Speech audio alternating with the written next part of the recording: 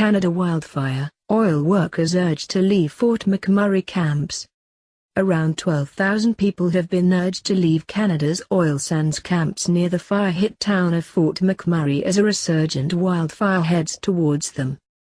A regional official told the BBC that 8,000 people were given precautionary evacuation orders late on Monday, in addition to some 4,000 who had already been advised to leave.